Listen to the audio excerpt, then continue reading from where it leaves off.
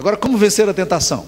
Eu quero concluir falando de algumas coisas interessantíssimas na forma como Jesus faz aqui para vencer a tentação. A primeira delas, meus queridos irmãos, é uma identidade e um afeto muito reconhecido na alma.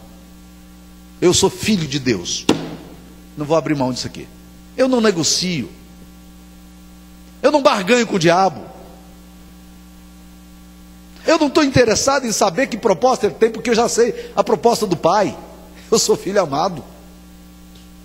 Mas você está aí na miséria, passando crises, angústias, depressão, tristezas. De que te vale isso? Não, para aí. Eu sou filho do Pai. Você não entendeu. Eu tenho relação de afeto com Deus. Ele me conhece.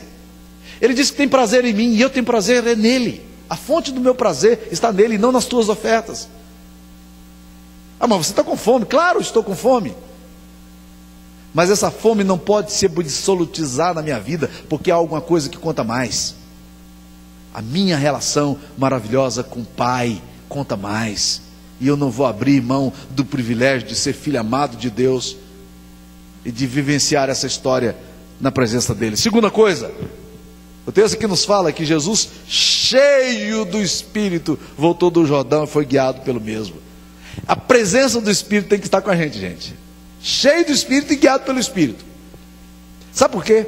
Porque via de regra, quando nós vamos para a tentação, nós estamos cheios de nós mesmos. Nós supomos que somos o maior. E nós vamos no braço. Vamos na força da vontade. Vamos na coragem. Mas o texto aqui diz que Jesus não vai assim. Jesus vai como? Cheio do Espírito. Ele é guiado pelo mesmo Espírito ao deserto. Ele vai para o deserto, mas ele sabe e ele percebe o Espírito de Deus sobre ele.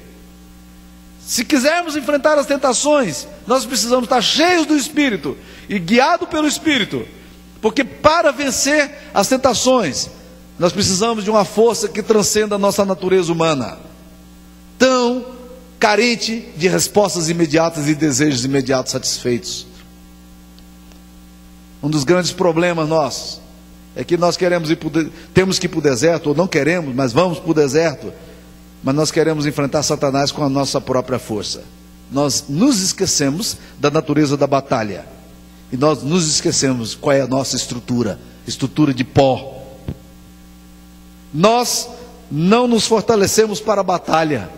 Estamos em campo aberto diante de um inimigo que está com um fuzil apontado para o nosso peito. E nós estamos dizendo: atira. Meus queridos irmãos, Jesus volta do Jordão cheio do Espírito e é guiado pelo Espírito. Tudo é feito pelo Espírito. Guerra espiritual exige preparo espiritual. Agora, olha aí no versículo 14, no versículo 13 fala: passadas que foram as tentações de toda sorte, apartou-se dele o diabo. Definitivamente não volta mais. Nunca mais Satanás vai voltar. Foi embora. Acabou. Porque venceu a batalha da tentação. Nunca mais, não é isso que diz no texto? Passadas que foram as tentações de toda sorte, apartou-se o diabo dele, o diabo, para nunca mais. É isso aí que diz o texto? Como é que diz o texto? Até o momento oportuno. Ele foi por enquanto. Ele foi por enquanto.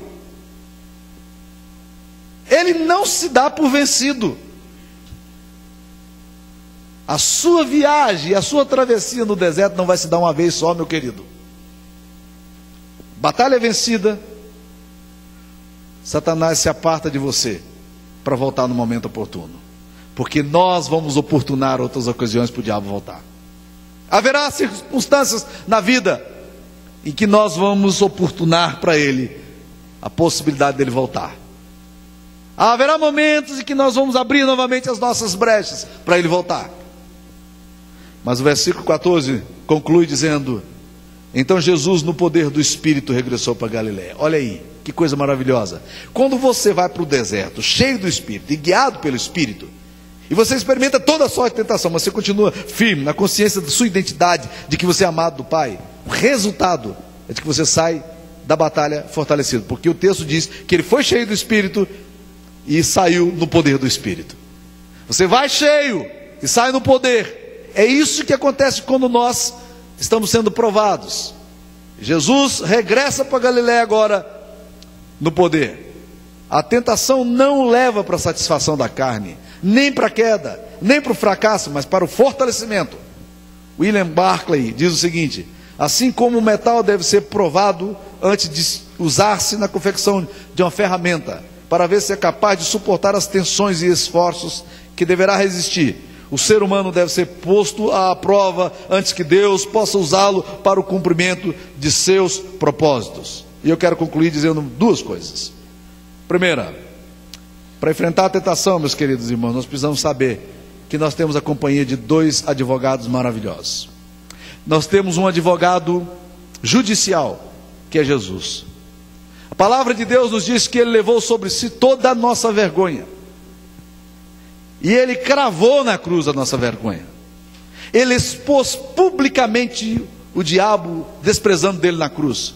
E o escrito da dívida que era contra nós, que constava de ordenanças, Ele também afixou naquela cruz. Nós temos na nossa presença, para a gente poder contar, a maravilhosa graça desse sumo sacerdote, que foi tentado em todas as coisas, mas que não cedeu. A Bíblia diz que nós podemos nos alegrar com isso, porque nós temos um sumo sacerdote que sabe exatamente por onde você passa. Segunda coisa, meus queridos irmãos, nós temos outro advogado, que é um advogado agora não judicial mais, mas um advogado existencial, que é o Espírito Santo. Porque a Bíblia diz que nós não sabemos orar como convém, mas o mesmo Espírito intercede por nós com gemidos inexprimíveis. O Espírito Santo entra na batalha por nós, Ele intercede por nós, Ele age por nós quando nós clamamos. Muitas vezes no meio da tentação, nós precisamos lembrar de quem somos, a quem pertencemos, onde queremos chegar, e olhar para o alto e dizer: Senhor Jesus, me socorre. Assim como Pedro, quando estava passando pela água do mar da Galileia, e de repente se viu afundando, e ele disse: Senhor Deus, socorre-me. Você talvez vai ouvir a mesma coisa que Jesus falou para Pedro: homem de pequena fé, por que duvidaste? Mas a coisa melhor, meus queridos irmãos, é que nós vamos novamente poder pisar na água e passar sobre essa tentação. Nós vivemos tempos difíceis, e nós podemos estar certos, meus queridos irmãos, que seremos bombardeados de todos os lados. Mas quando a gente se lembra onde estamos, o que somos, o Deus que amamos e o Deus que nos ama, isso faz toda a diferença. Se você está passando por tentação, eu queria dizer a você: rejeite as ofertas fáceis do diabo, porque todas as maçãs do diabo são bonitas, mas todas elas têm bicho. Que Deus nos livre delas. Amém.